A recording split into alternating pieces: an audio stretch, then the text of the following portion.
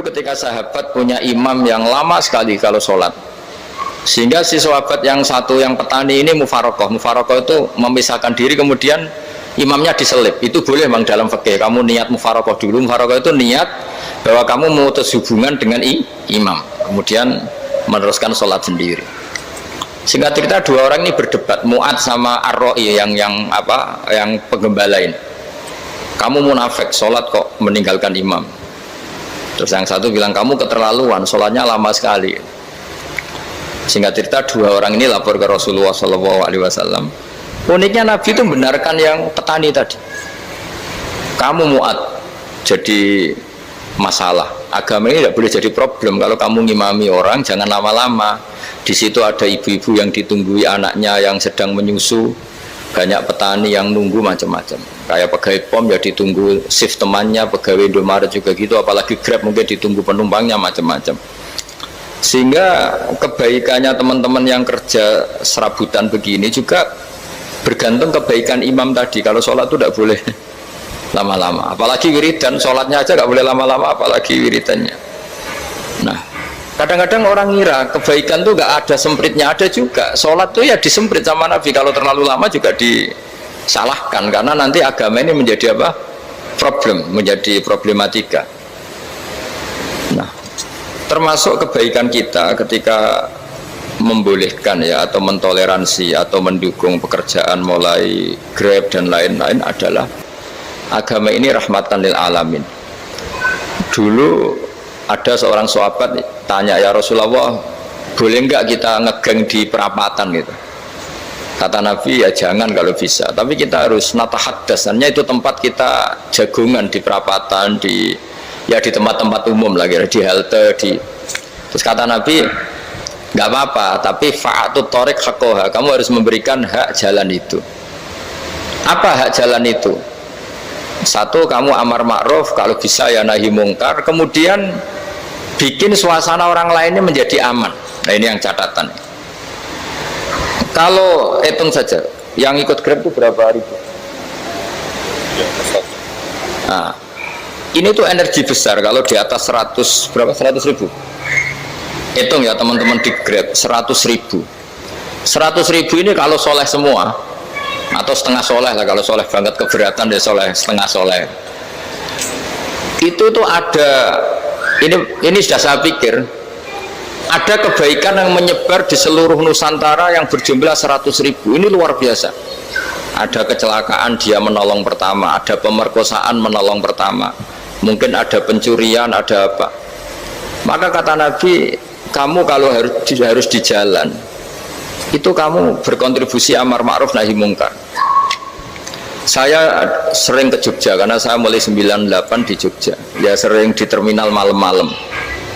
Saya ketika kecil itu sering diceritain orang nggak berani ke terminal ini banyak preman, nggak boleh ke terminal ini karena banyak preman. Ya mulai dari Sumatera, Jawa, hampir seluruh Indonesia. Kalau jam sekian sampai sekian sudah nggak berani karena banyak apa? Preman. Itu uniknya, preman-preman itu selain dulu ditangani tentara dan polisi, itu urusan negara ya kali itu, dan kita ngapresiasi. Itu hilangnya yang permanen itu bukan saja ditangani ABRI dan polisi, TNI dan polisi, tapi ditangani kultur. Banyak mulai orang soleh, santri dagangan di situ, ada ojek mangkal di situ, supir taksi mangkal di situ. Terus di sini orang-orang soleh yang menghalau ketika ada perempuan digoda atau perempuan dicopet atau apa. Terus lama-lama jadi kultur bahwa kebaikan ini dominan. Setelah kebaikan dominan ini otomatis menyingkir sedikit demi sedikit.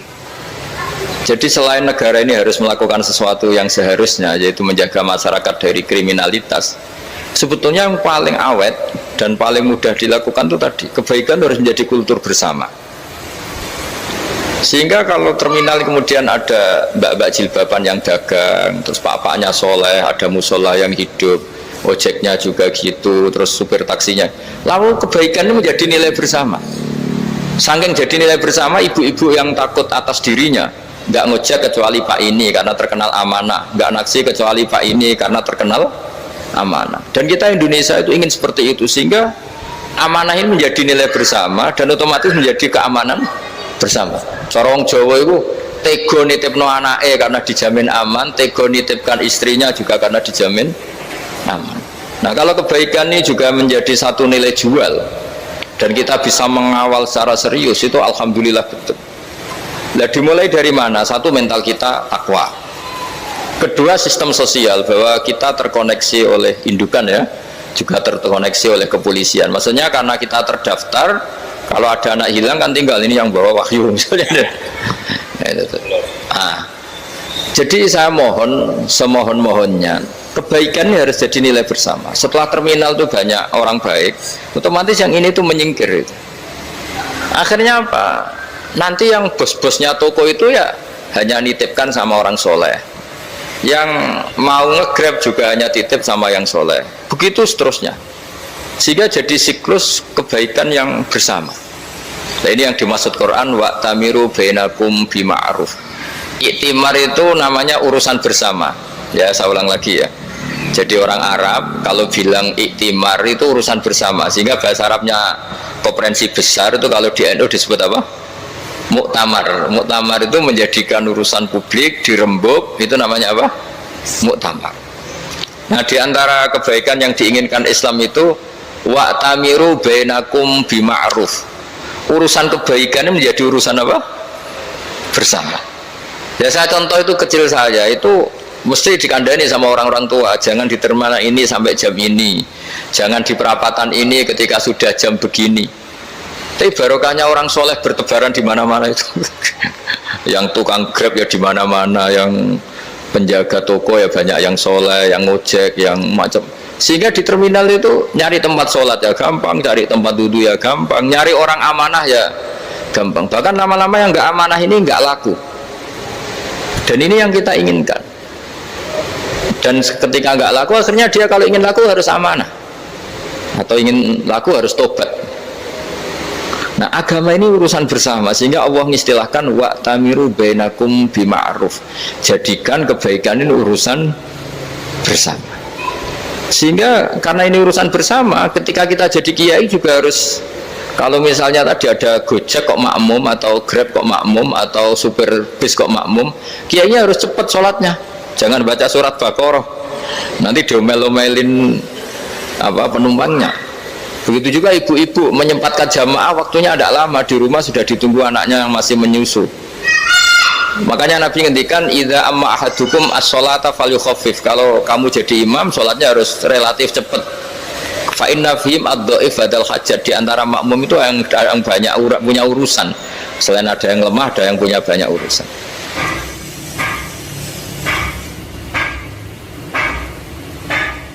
Nah, terus ketiga, masalah kekayaan hati.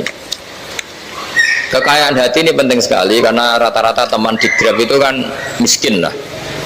Tapi jangan miskin sampai miskin hati itu. Bahwa kamu nyari nafkah itu sudah ibadah, berkelana di dunia Allah juga ibadah, menyaksikan macam-macamnya orang itu juga ibadah. Bahkan menambah khazanah ilmu. Di antara warisan ilmu yang kita dapatkan dari Rasulullah SAW, misalnya kamu jalan-jalan, punya kaki dua, punya tangan dua. Gara-gara jalan-jalan sering ngerti orang yang buntung. Alhamdulillah meskipun saya hanya Grab masih punya kaki itu. Terus ketemu orang buta ya gitu. Alhamdulillah ladzi afani mimma btalaka bih. Alhamdulillah saya terselamatkan dari seperti itu. Sehingga melihat orang maksiat juga gitu. Saya meskipun gini terselamatkan dari jari tempat maksiat, dari, sehingga hidup itu tidak nelongso gitu. Ada nilai lebih yang kita punyai. Jadi di antara kebaikan Islam adalah orang disuruh ingat sisi nikmat. Nah, kalau nikmat itu sudah ada semua, kata Imam Ghazali, nikmat hidup. Kata Imam Ghazali, jika nggak ada kenikmatan yang Anda punyai, kamu datang ke kuburan. Disuruh datang ke kuburan. Dan kamu bilang begini, kenikmatan kembali ke dunia adalah kenikmatan yang diinginkan mulai yang mati zaman Nabi Adam sampai kiamat. Jadi kalau Fir'aun yang pernah jadi raja, Namrud, semuanya, bahkan orang-orang soleh sekalipun, kalau kamu tanya keinginan terbaiknya apa? Ingin kembali hidup untuk membenahi kesalahannya zaman hidup. Artinya apa? Kehidupan yang kita miliki sekarang adalah kenikmatan yang dirindukan mulai yang mati zaman Nabi Adam sampai kiamat. Maknanya apa? Kita punya kenikmatan yang luar biasa karena kenikmatan yang dirindukan oleh orang yang sudah mati mulai dulu sampai sekarang. Apapun masalah hidup Anda ini punya kenikmatan yang nggak tertandingi, yaitu namanya hidup. Barokahnya hidup itu kita bisa tobat. Setidaknya ingin tobat. Kalau nggak bisa tobat, ingin tobat. Makanya di Indonesia itu banyak nyuwun sewu, banyak maling yang anaknya itu soleh. Karena kalau ngandani anaknya tetap gini, wes le bapak tok sing lakoni kowe ojo. Bapak tok yang alami ini kamu jangan. Banyak di Indonesia orang nggak bisa baca Quran, anaknya hafid. Karena setiap bodoh itu tidak diwariskan. Wes le bapak tok sing bodoh kowe ojo bodoh. Mungkin teman-teman di Grab juga gitu, wes bapak tok cung sing nasi pengene kowe ojo. Jadi kebaikan begini itu akan terus-menerus diwariskan. Sehingga banyak orang tidak tamat SD anaknya dosen, nggak tamat SMP anaknya dekan. Karena setiap dari kita itu cita-cita kebaikannya menurun ke anak cucunya, keburukannya berhenti di dia. Cara wong Jawa itu bapak tok sing lakoni. Nah, di sini saya jelaskan tentang kekayaan rohani. Jadi saya mohon ketika Anda jalan-jalan nganter penumpang itu harus sering muji Allah Subhanahu wa taala. Ya, saya bacakan ayatnya, at-taibunal abidunal hamidun. Orang baik itu yang tobat, yang ahli ibadah. Di antara definisinya itu as-saihun, yang sering jalan-jalan. Siaka itu jalan-jalan. Jadi orang paling bejo sak dunia itu sampai harus jalan-jalan ibadah dapat uang. Tapi syaratnya ibadah. Sekali tidak ibadah dapatnya masalah kan? Sering gonjekkan orang cantik terus ingat istrinya tidak cantik. Sering gonjekkan orang yang sopan, yang santun terus ingat andekan ini istri saya di rumah rewel gitu. Jadi kalau kamu tidak taat itu adanya penyesalan. Di lampu merah ada orang naik Ferrari, naik Alphard, sementara kamu di rumah hanya mobil butut, kadang malah tidak punya mobil. Jadi kekayaan rohani itu dimulai dari mana? Dimulai dari taat. Cara berpikir itu taat, bukan maksiat. Sekali Anda cara berpikir maksiat, maka adanya hanya penyesalan. Semakin pengalaman di luar, semakin penyesalan. Karena di luar sana banyak orang yang dapat nikmat yang lebih dari Anda. Tapi sekali Anda taat, kamu akan mensyukuri apa yang Anda miliki dan tidak pernah ingin sama yang dimiliki orang lain. Sehingga orang-orang yang sering pergi itu sama Allah dipuji. Jadi tidak ada nabi kecuali di antara ibadahnya itu jalan-jalan. Fasiru fil ardi. Sehingga semua nabi itu mesti pernah melakukan perjalanan internasional. Rasulullah Muhammad SAW pernah jalan-jalan sampai ke Syam, padahal beliau orang Mekah. Nabi Ibrahim yang orang Syam pernah perjalanan sampai ke Mekah. Karena di antara kearifan itu ya dimulai dari apa? Jalan-jalan. Tadi kamu ngerti orang yang macam-macam. Makanya di antara kebaikan umatku kata Nabi itu siyahah fil ard, sering berkelana. Tapi tentu untuk mengambil pelajaran. At-taibunal abidunal hamidun as-saihun. Nah, agama mensupport itu. Sehingga kata Nabi, jika ada orang kok sholat qobliyah, ba'diyah semuanya di masjid, sama Nabi ditegur, la taj'alu buyutakum kuburan. Rumah kamu jangan jadikan kuburan, harus dapat jatah apa? Sholat.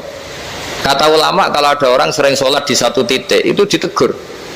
Kamu harus ganti titik yang lain supaya saksi bahwa kamu di bumi sholat itu banyak. Jadi kita ya punya nilai positif juga tentang apa? Karena kita sering siyahah, kalau bahasa Arabnya itu sering keluyuran, saksi kita kebaikan juga banyak. Tapi pesan saya paling pokok tadi ya, jadikan komunitas kebaikan itu punya nilai jual. Syukur-syukur fid dunya hasanah wa fil akhirati hasanah. Ya kita bersyukurlah di Indonesia itu. Saya masih ingat kecil saya itu ya sekitar saya umur 15-14 tahun. Setiap mau pergi itu pesannya orang-orang yang sering pergi itu jangan masuk terminal jam ini di perapatan ini, karena yang namanya preman itu dulu dominan.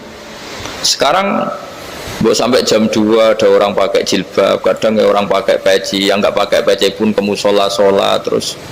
Yes, pokoknya kebaikan itu jadi komunitas dan jadi nilai jual. Bahkan tadi misalnya ibu-ibu yang pergi malam itu kan mesti ada orang-orang yang jadi langganannya karena terkenal apa? Amanah. Yang dititipi anak juga pilih orang yang terkenal apa? Amanah. Nah, nilai amanah ini harus kita jaga terus supaya kamu ya bisa bekerja, orang lain juga nyaman karena amanah tadi, Allah juga senang karena amanah itu perintahnya Allah Subhanahu wa ta'ala. Dan Indonesia harus menuju ke sana. Pemimpin juga harus gitu. Pemimpin bawaannya amanah, bawaannya apa, yang memilih dia juga senang karena nggak malu lah. Tapi kalau kita milih, ternyata kita pilih tahu-tahu ditangkap KPK, kan ya malu gitu. Dulu kita kampanye mati-matian, ternyata dia ditangkap KPK. Tapi kalau dia amanah kan ya senang.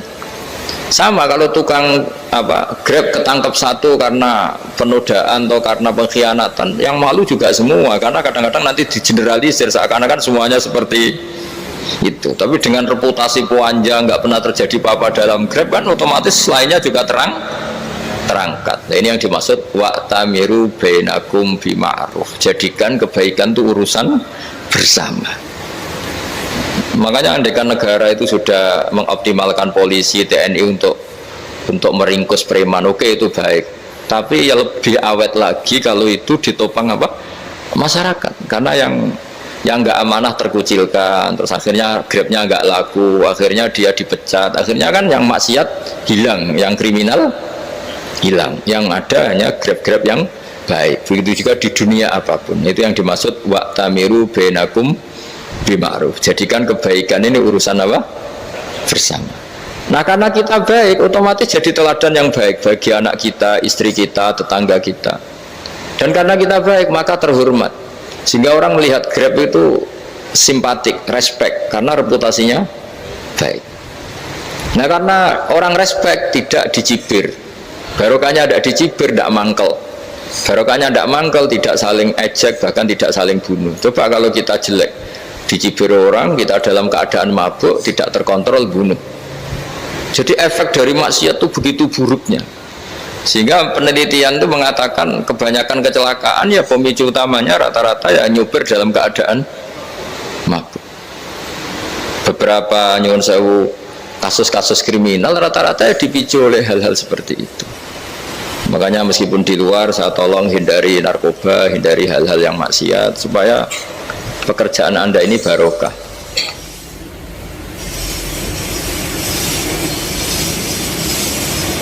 Kemudian yang terakhir saya beri ijazah tentang Al-Fatihah ya, karena ini surat yang populer. Kalau saya ijazahi Quran 30 juz pasti sampean nggak hafal. Atau ijazah surat Baqarah, kalau mau Baqarah mau. Ijazahi surat Baqarah mau 2 juz setengah. Mau Mas Asep? Ya Fatihah aja yang gampang ya. Nah, ya kulhu Fatihah ini paket ringan ini. Tapi pahalanya apa? Besar. Ini beda ya, artinya selama ini mungkin Anda baca tapi monoton ya. Tapi ini saya bacakan teks aslinya tentang istilahnya itu mazaya itu kelebihannya Fatihah.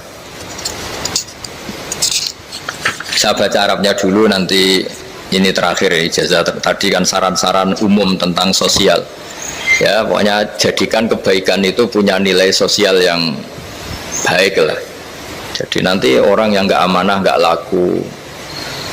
Ya, calon bupati, gubernur, presiden yang nggak amanah juga nggak laku. Begitu juga kiai yang tidak amanah juga nggak laku. Suami yang nggak amanah juga nggak laku. Istri yang nggak amanah juga.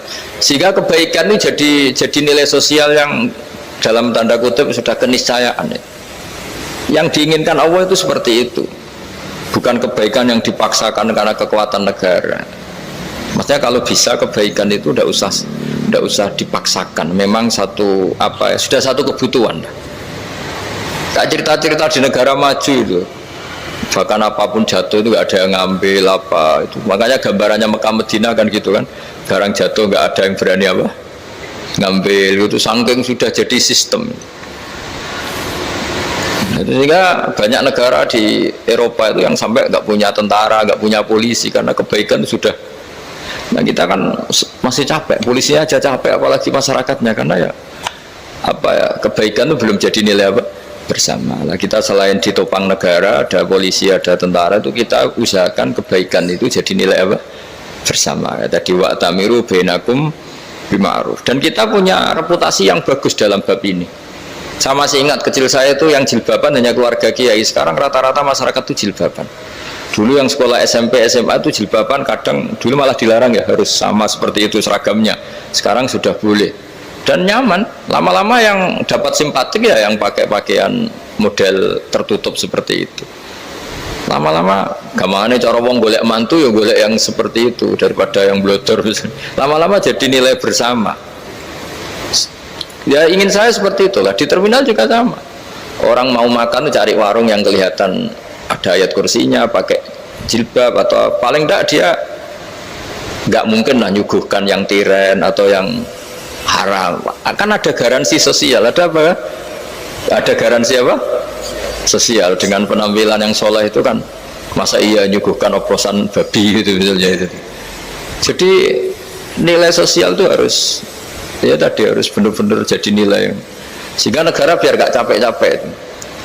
Polisi juga gak capek kan, karena tugasnya corong Jawa mau ngawat-ngawati tok, tapi tidak perlu tegang karena kebaikan bisa jadi nilai apa bersama.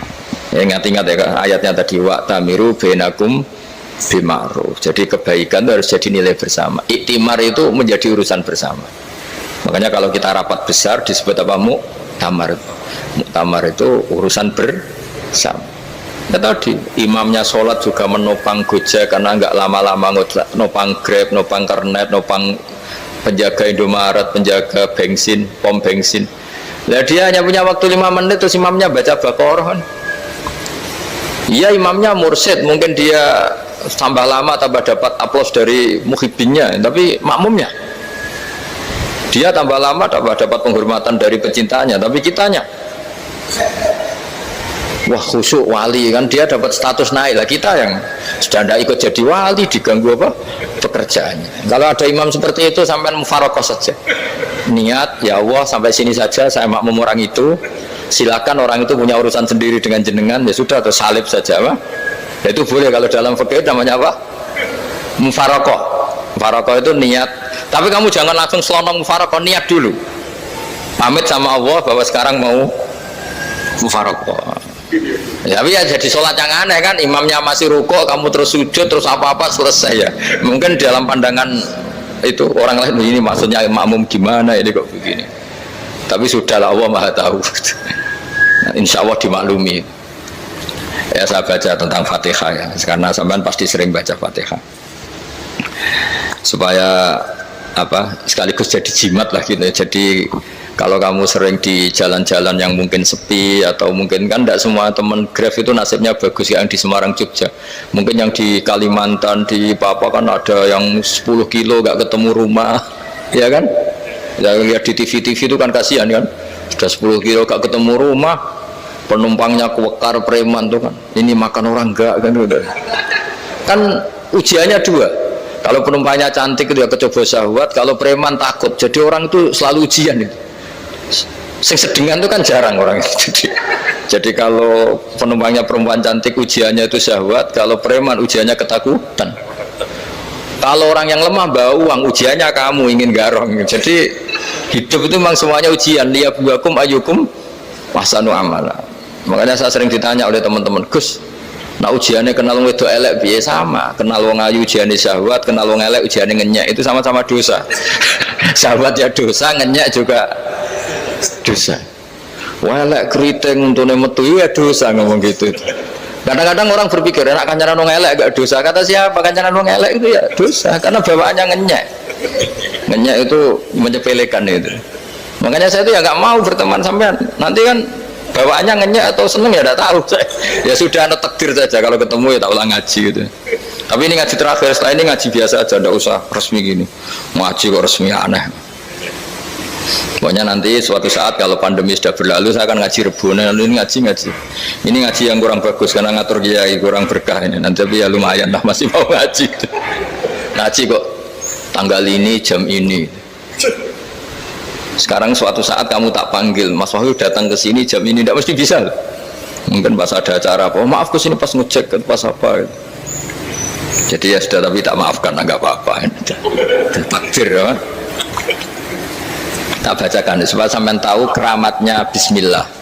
Nah, sebelum saya bacakan bismillah Fatihah, tak beritahu tentang ilmu tafsirnya karena ini penting sekali. Fatihah itu dawuhnya Allah, tentu itu dawuhnya Allah. Saya ulang lagi, itu kalamullah. Tapi yang sudah diberikan kesampaian ke kita semua. Sehingga seakan-akan itu menjadi dawuhnya kita ke Allah. Jangan salah loh ya, Fatihah itu dawuh Allah tapi sudah diberikan ke kita. Sehingga posisi kita itu yang punya itu. Nah, kenapa ini perlu dijelaskan? Karena nanti ada kalimat iyyaka na'budu wa iyyaka nasta'in. Kalau itu masih kalam Allah, berarti Allah ngomong ke kamu, ngendikan ke kamu, kepadamu aku menyembah. Masa Allah menyembah kamu? Nah, sehingga ilmu tafsir itu menyelesaikan itu dulu ya. Saya ulang lagi ya, sebelum sampean sering baca Fatihah, aku yakin ya sering baca. Tapi barokahnya tidak paham tuh tidak pernah janggal. Enggak paham tuh ya penting supaya ada iskal, tidak janggal. Sebetulnya di kalimat itu ada yang janggal. Kalau Fatihah itu kalimatnya Allah atau kalam Allah, bagaimana dengan kata-kata iyyaka na'budu? Masa Allah ngendikan ke kita, kepadamu kami menyembah? Masa Allah menyembah kita? Maka penyelesaiannya secara ilmu tafsir gimana? Semua ulama mengatakan, bukan satu dua, semuanya mengatakan di Fatihah itu semuanya diberi kawalan kalimat. Saya ulang lagi ya, di Fatihah itu semuanya diberi awalan kalimat qulu, katakan wahai hambaku begini ya, katakan wahai hambaku begini. Nah, begini ini pelajaran dari Allah yang sudah diberikan ke kita. Terus kita mengatakan bismillahirrahmanirrahim, alhamdulillahirabbil, termasuk kita mengatakan iyyaka na'budu wa iyyaka nasta'in. Jangan bayangkan Allah ngendikan ke kita. Kalau Allah ngendikan kita berarti gini, hei wahyu ihdinas siratal mustaqim, tunjukkan saya jalan yang benar.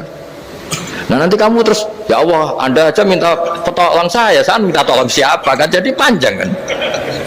Ya, saya ulang lagi ya. Jadi itu di Ulumul Quran diterangkan gimana? Sebelum baca Fatihah ya, Fatihah itu kalamullah, ngendikannya Allah, tapi yang sudah diajarkan ke kita dan sudah milik kita, sehingga kalimat itu menjadi milik kita. Tapi ya kalamullah, tetap kalamullah, tapi sudah menjadi milik kita. Udah paham ya? Ya pinter nah.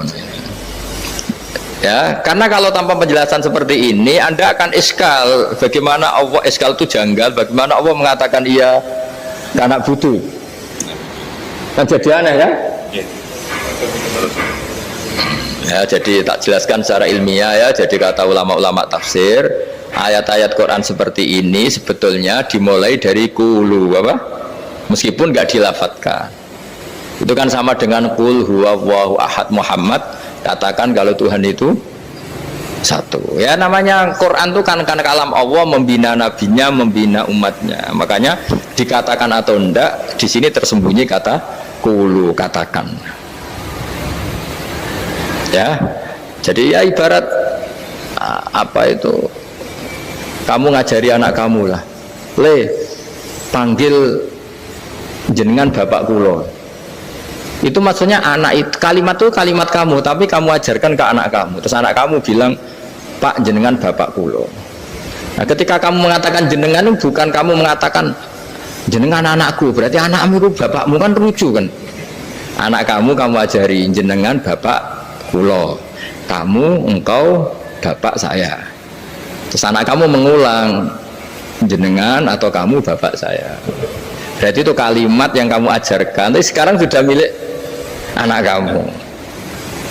Kalau itu kalimat kamu kan lucu, masa anak kamu bilang bapak.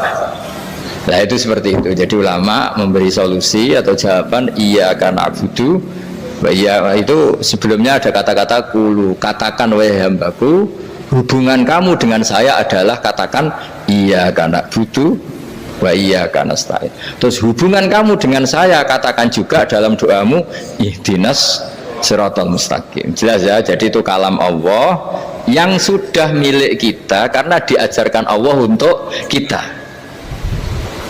dong ya. Ya sudah dong ya, gak jelas ya.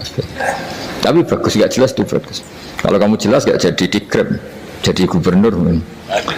Min azimi fadliha kasratu asma'iha wa fadlil ukhra. Ini cerita dramatisnya surat Al-Fatihah. Qala Abu Hurairah radhiyallahu anhu inna iblisa ranna khina unzilat Al-Fatihah. Jadi iblis itu begitu kesakitan. Ini kitab Abu Abul Farad karangannya Syed Muhammad Alawi, juga kutipan dari beberapa kitab. Yang jelas beliau sendiri juga ngutip dari beberapa riwayat di beberapa hadis. Halaman 123. Ketika Fatihah turun itu iblis kesakitan. Kayak orang sakit gigi lah, tersiksa sisanya karena turunnya surat apa? Al-Fatihah. Artinya kalau Anda baca Fatihah dijiwai, maka Anda melemahkan setan, melemahkan iblis. Wa qala Mujahid, khina unzilat Fatihatul Kitab ronna fastama indahu asyayatin. Jadi ketika Fatihah itu turun, iblis itu terkapar lah kira-kira, sampai dijenguk banyak setan. Itu di kamarnya di ICU lah kira-kira gitu kalau sekarang itu. Entah Covid entah enggak tahu, pokoknya di ICU sampai dijenguk banyak setan. Enggak tahu bawa apa enggak tahu, pokoknya dijenguk banyak setan. Ono yang nyangoni karena ini apa? Ketuanya apa? Pingsan, sakit. Jadi iblis itu sakit sampai dijenguk anak buahnya setan-setan. Ya, semoga kalian semua tidak kenal setan. Kalau kenal berarti teman, apa? Wa qalu misla dzalik. Wa qala lahum laisa mimma taquluna syai'un walakin unzilat suratun laisa ajru qailiha illa an harrama alaihi nar jahannam. Saya ini bukan sakit fisik, kata iblis. Kamu tidak usah jenguk saya, datangkan dokter terbaik, tidak usah. Saya ini tidak sakit fisik. Saya ini sakit karena ada surat yang diturunkan, yang pahala yang melafatkan surat itu pasti selamat dari neraka. Padahal misi terbesar saya ini supaya manusia masuk neraka. Sekarang punya tamengnya.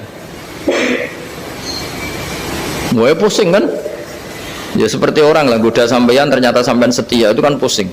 Nah ternyata tidak setia, itu yang akhirnya ribet kan itu. Jadi iblis itu cita-cita terbesarnya kan semua orang itu masuk neraka. Nah sekarang turun satu surat yang gara-gara surat itu siapapun yang baca dijamin selamat dari neraka. Jadi walakin unzilat suratun laisa ajru qailiha illa an harramallahu alaihi nar jahannam. Karena jadi dia shock lah, jadi kalau orang di Jawa itu bilang shock. Aduh, sial nasib saya ini umat nggak bisa saya goda lagi karena punya tamengnya tadi punya. Qad tolakaidukum wa makrukum. Rekayasa kalian sekarang itu tidak ada gunanya semua. Nah, ini alhamdulillah di Indonesia kelihatan kan banyak yang miskin, banyak yang susah. Tapi selagi mereka masih sholat, itu keinginan mencari halal itu masih tinggi. Kayak apa kita di tengah kota, jauh dari anak istri, jauh dari tetangga.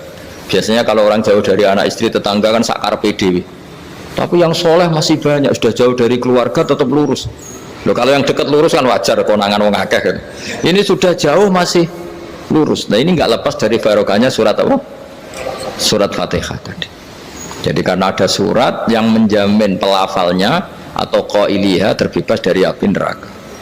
Wa qalat as-sayatinu lahu is ayyusai'in ta'muruna ya maulana. Faqala lahum idhabu wajtahidu hatta tukhfilu qulubahum hatta la yaqulu hadhihi surah. Lalu kita gimana? Jari para setan begitu. Lalu kita gimana? Terus kata iblis, sudah bikin mereka lupa sehingga tidak baca lagi. Selagi masih baca kita pasti keok. Jadi kalau sampean sudah jarang baca Fatihah itu berarti sudah bagian dari kemenangan apa? Iblis.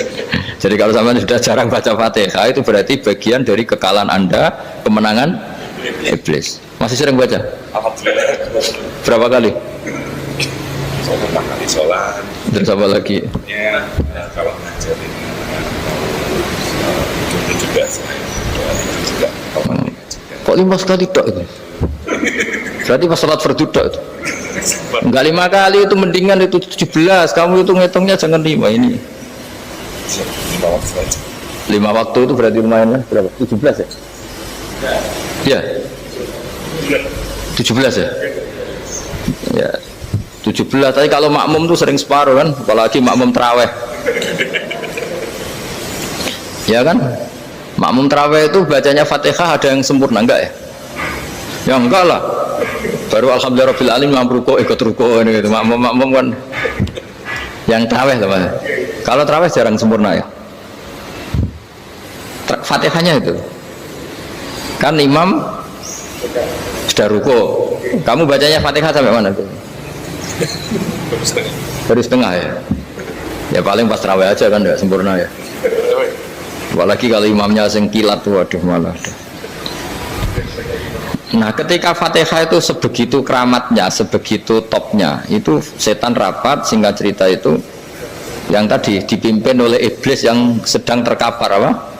Terus tadi obatnya nggak ada, cuma dia shock karena ada surat yang turun yang melafatkan itu pasti selamat dari apa? Neraka. Nah ini gimana saran Anda? Terus sarannya adalah bikin orang-orang itu lupa, tidak baca Fatihah. Nah ini rapatnya iblis. Idzabu wajtahidu hatta tufilu qulubahum hatta la yaqulu hadhihi surah. Kala yuksiru qira'ataha wa la yakunu lahum ajrun wa thawabun bal yakunu lahum adzabun wa iqabun.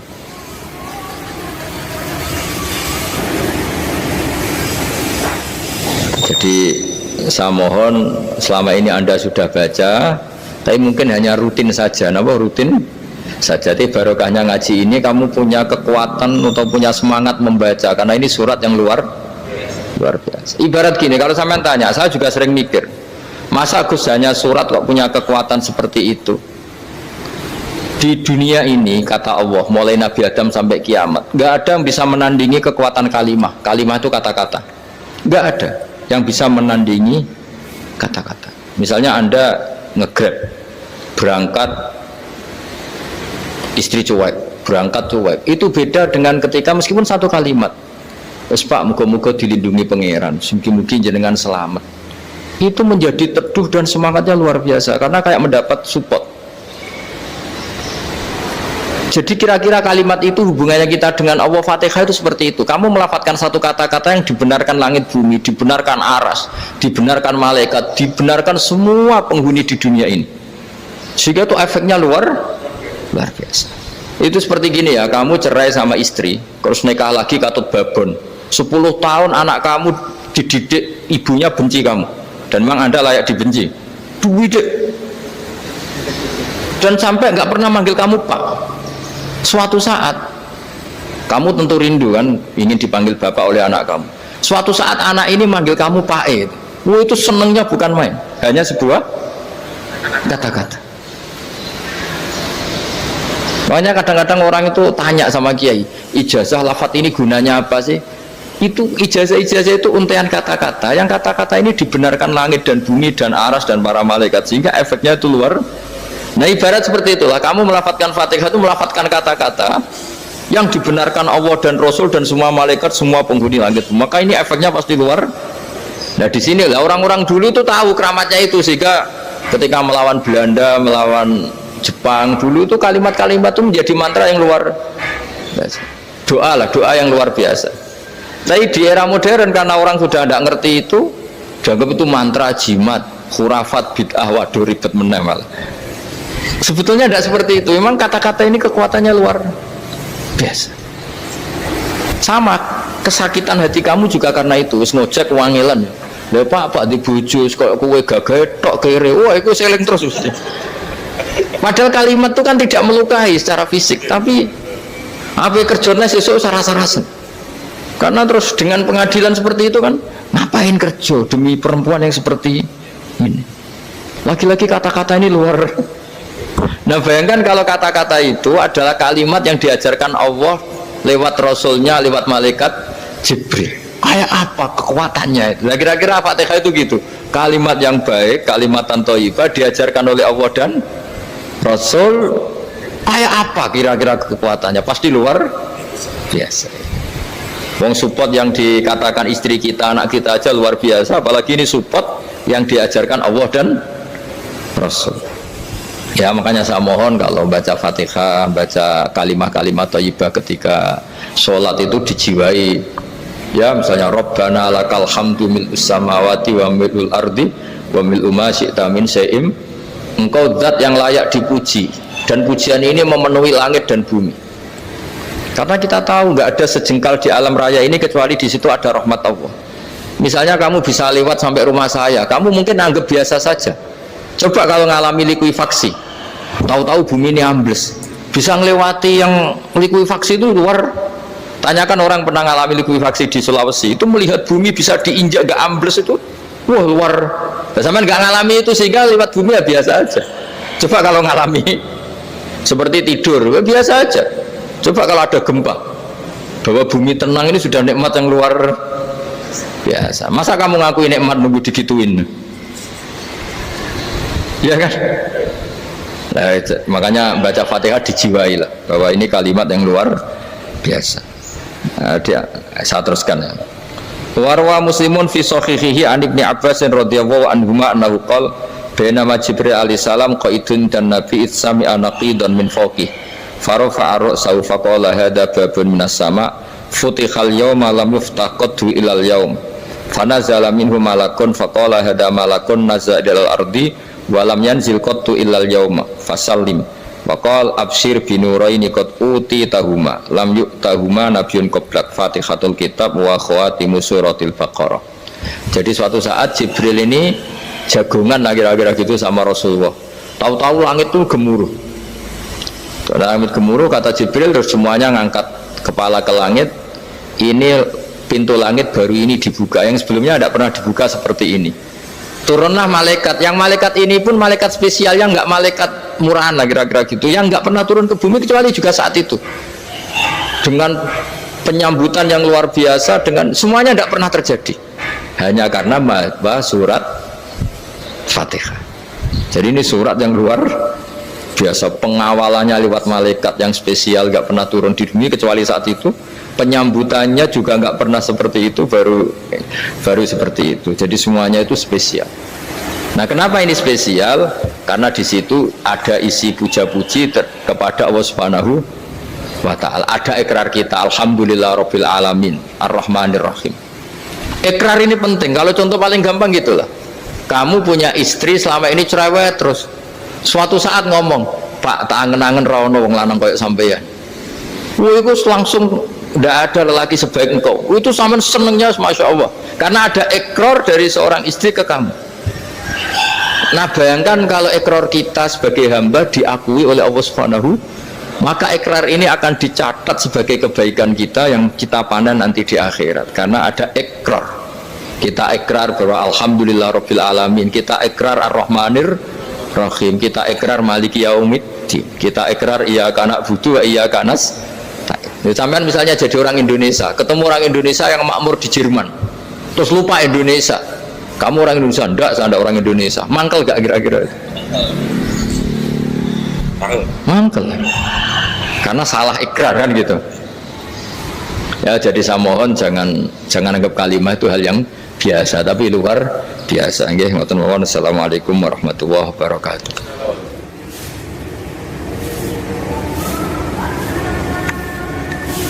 Saya berkali-kali kampanye di mana-mana lah, kampanye dan menganjurkan. Di antara catatan dalam Suhufi Ibrahim wa Musa kan ada kan di Quran itu yang dinamakan lampiran-lampiran wasiatnya Nabi Ibrahim dan Nabi apa? Musa. Itu di antara catatannya begini. Orang yang punya akal itu adalah orang yang bisa menikmati sesuatu yang baik. Misalnya gini, contoh gampang gini. Kamu punya anak pertama atau punya anak yang masih kecil, itu gendong tuh senangnya bukan main, melihat anak sehat tuh senangnya bukan main. Mungkin saat itu banyak orang yang sedang maksiat dengan perempuan nakal atau dengan teman-teman nakalnya, yang nganggap seperti itu tidak nikmat. Tapi andaikan ini ditimbang ya ditimbang. Yang maksiat betulan misalnya paling ukuran bahagianya itu 70%. Tapi yang ini, yang nimang anak baru lahir atau masih kecil, corong Jawa ngeloni anak, bisa saja bahagianya itu sampai 100%. Artinya selama ini kesalahan kita adalah nganggap maksiat itu pasti menyenangkan dan taat itu tidak menyenangkan. Makanya saya berkali-kali fatwa, untuk melawan kenikmatan maksiat, orang harus terbiasa menikmati taat, menikmati kebaikan. Jangan kira kita nimang istri nikmat, nimang anak nikmat, ketemu teman yang lama tidak ketemu juga nikmat. Artinya kita akan melewati berjam-jam untuk jagungan sama teman, sama anak, sama istri. Dan itu harus kamu nikmati supaya mengganti tidak berkebutuhan nikmat yang lewat jalur maksiat. Jadi saya mohon sarana-sarana yang menyenangkan itu, yang taat itu kita maksimalkan. Makanya bapak saya tuh sering pesen, kowe nak ngaji sing guyon, sing seneng. Nanti wong maksiat tuh karena cari kesenangan. Coba kalau kesenangan itu sudah didapatkan saat taat, maka tidak butuh lagi kesenangan yang berbentuk maksiat. Makanya orang-orang wali dulu kalau sudah sholat itu gak bisa berhenti karena merasa nikmat. Makanya Nabi pernah ngendikan wa qurratu aini fi sholat, nyaman saya itu kalau sedang sholat. Itu tadi. Bayangkan kalau besok itu pasti mati. Makanya latihannya harus gitu. Bayangkan besok itu pasti mati. Berarti itu hari terakhir kamu. Ya, hari dengan merasa hari terakhir itu kalau kamu maksiat kan malu. Waduh, saya mati pas. Makanya sholli sholata muwaddiin, kamu sholat seakan-akan itu sholat terakhir. Dan bayangkan akhirat itu wa'mal li akhiratika ka'annaka tamutu, dan bayangkan akhirat itu besok kamu mati. Sehingga ketemu istri ya seneng karena ini pertemuan terakhir, ketemu anak ya seneng ini pertemuan terakhir, sholat juga tenanan karena ini sholat terakhir. Sehingga kalau mau maksiat tuh takut, jangan-jangan ini kehidupan saya terakhir kok tak pakai seperti ini. Nah, jadi di antara resepnya itu apa tadi? Nganggep ya ibadah itu menyenangkan. Nah, gitu. Pinter.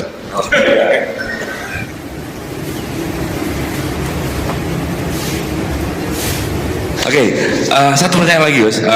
Ini ada pertanyaan dari teman-teman mitra driver Grab. Saat mengantarkan barang, tiba-tiba azan waktu sholat, ya, Gus.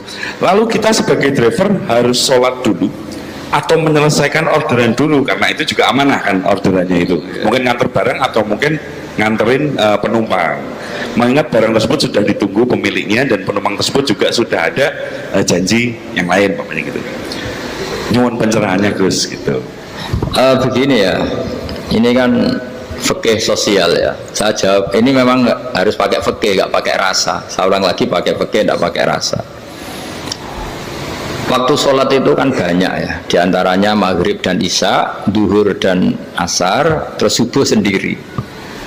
Ya, ben sampean belajar fikih, orang belajar tasawuf ya. Nah, kalau subuh itu tidak ada toleransinya kalau waktunya sudah tinggal 10 menit karena tidak ada jamak. Ya, tidak ada apa? Jamak. Sehingga misalnya kalau kamu ngojek waktu tinggal 10 menit ya harus sholat. Tapi kalau sekedar dengar azan ya, ini penanyanya kayaknya itu teman kamu, jadi fikihnya kayak kamu, nggak jelas. Azan itu kan bukan akhir waktu sholat. Azan itu bukan akhir waktu sholat, tapi awal sholat.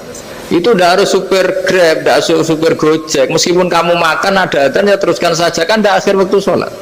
Anda menerima tamu, gendong anak, atau sedang nyupir, atau sedang bercengkrama sama teman. Kalau ada azan ya nggak apa-apa, misalnya diteruskan. Kan bukan akhir waktu sholat. Yang benar-benar ditinggalkan itu kalau waktu sholat misalnya tinggal 7 menit atau tinggal 8 menit. Waktu yang mau tidak mau kamu harus tasarrufkan, kamu peruntukkan Injury time ya, Gus. Nah, injury time ya, gitu aja kok gak tahu ya. Nah, lalu misalnya kalau pertanyaan tadi mestinya kelasnya itu kelas afdoliyah, utamanya gimana? Kalau wajibnya belum ada karena kan waktunya masih panjang. Jadi pertanyaannya bukan wajibnya tapi sebaiknya, karena ini semuanya belum mendesak kan. Andai kan kamu teruskan nganter barang kan tidak ada jaminan waktunya habis. Padahal kalau kamu memaksa sholat, mungkin citra kamu sebagai supir Grab tidak baik karena dianggap mengabaikan konsumen. Nah, terus kedua menyangkut jarak.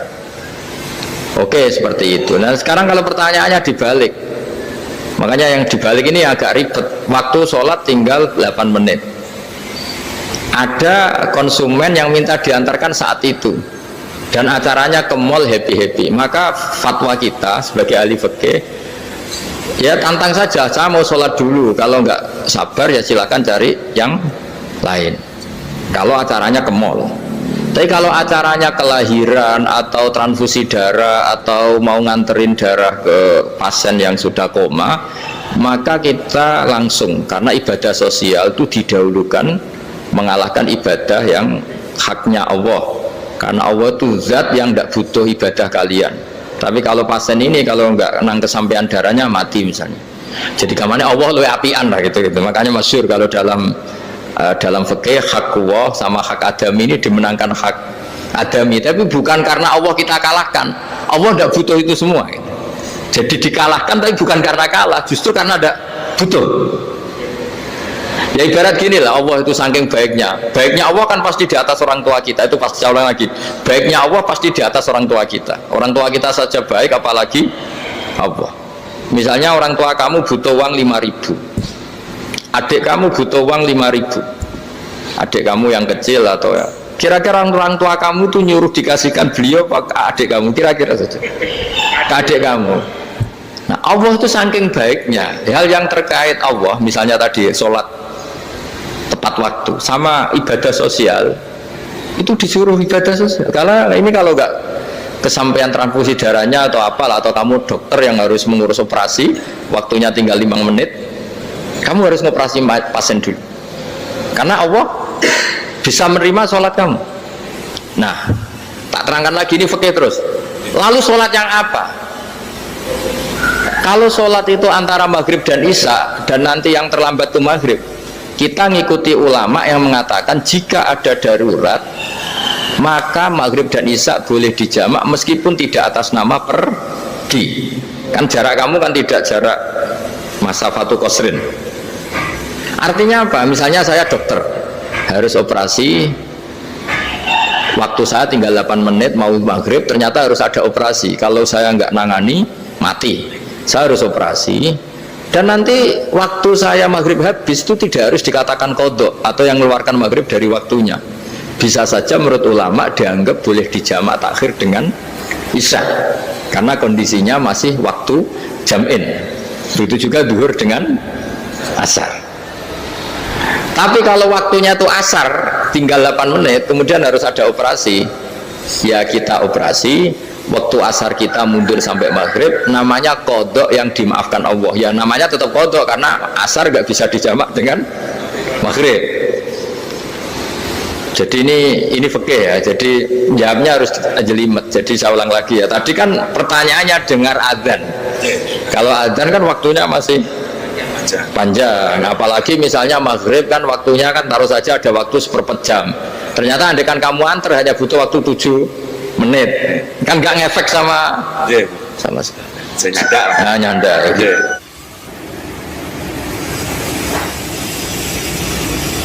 Kalau ada driver dapat orderan food, nganterin makanan, tapi makanannya non halal, itu pakai pripun. Nah, makanya itu tadi, kamu tahu betul kalau itu non halal loh. Kalau itu sudah tahu pasti non halal. Nah, iya, daging Tyrannosaurus, nonton mungkin.